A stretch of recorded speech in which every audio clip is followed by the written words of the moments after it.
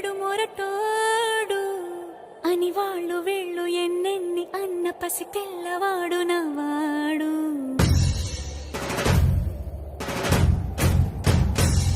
విడు ముండోడు అని ఊరు వాడ అనుకున్న గాని మహారాజు నాకు నవ్వాడు.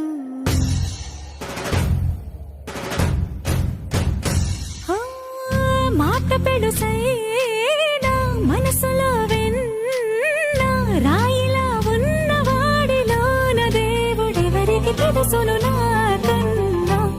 సూసేకి అగ్గిరవ్వ మాదిరే ఉంటాడు.